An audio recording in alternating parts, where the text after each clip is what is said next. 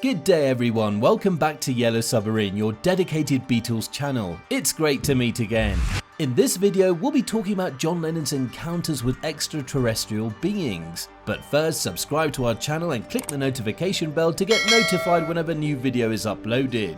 The space race led to increased questions as to whether there was life on other planets. This greater curiosity resulted in people regularly seeing unidentified flying objects. One of the most famous UFO sightings during this period was by John Lennon, who claimed he saw one on August 23, 1974. The following strange inscription can be read on the cover of John Lennon's album Walls and Bridges. On the 23rd of August 1974 at 9 o'clock, I observed a UFO. Was the former Beatle being cryptic and metaphorical? Not in the least. In reality, he claims that this is exactly what occurred. In Lennon's song Nobody Told Me, he appears to refer to the incident with the lyric, "There's a UFO over New York and I ain't too surprised."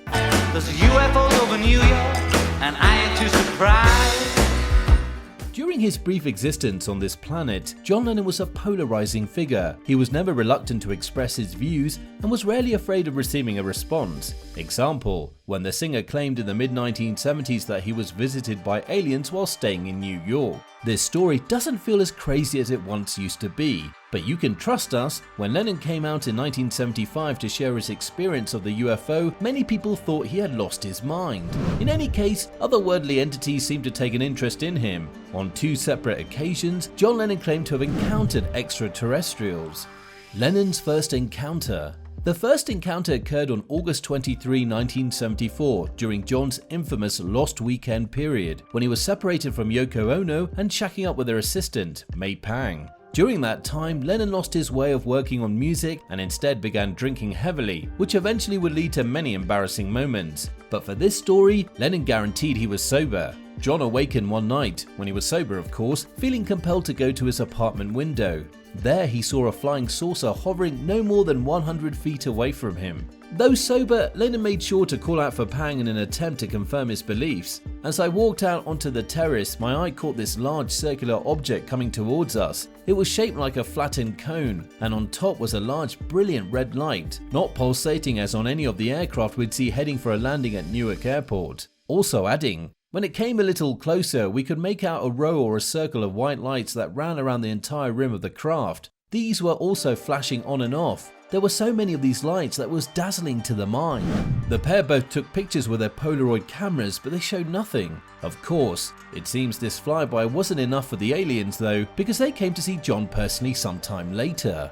Lennon's second encounter, as told by Geller. But according to a friend of Lennon's, Uri Geller, a famous psychic and magician, John Lennon had a second encounter. Geller said that Lennon had claimed to him that he'd been visited by bug-eyed aliens one evening in New York. His story followed a similar pattern, Lennon being awoken this time by a blazing light at his bedroom door. He opened the door to find 4 small aliens waiting for him. They stunned him with their minds, rendering him helpless. I've kept this story to myself for a long time and never told anyone about it. No one would have believed John when he told me about this occurrence because it was so unique and strange and so far ahead of its time. People are now claiming that they have been taken into UFOs and probed by extraterrestrials. I always think 90% of these stories are made up fantasies and dreams, says Geller. And if 10% of something is genuine, that is enough for something to be true and real out there. John never requested that I keep his narrative a secret from him. As a result, I decided it would be fun to convey the story in my first magazine. It blew my mind because I was already a believer in extraterrestrial visitors to our planet at the time.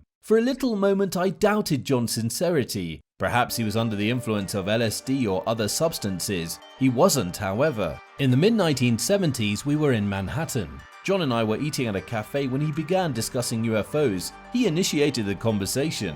He went on to say, "So I told him, you know John, not only do I believe in UFOs, but I've also seen and photographed them." John then led me to a more peaceful area and he told me a story. He was lying in his bed in New York's Dakota building one night when he noticed an extraordinarily bright light flooding in from around the edges of the bedroom door. It was so powerful, he thought it was someone aiming a searchlight through his apartment. He stood up, crossed the room and pushed open the door. 4 thin-looking figures were the next thing he remembered. He claimed that the figures approached him as he stood still. He was softly guided into this tunnel of light by 2 of them holding his wrists and the other 2 gently pushing his legs. He was shown his entire life as if it were a movie, and he said it was the most breathtakingly beautiful thing he'd ever seen.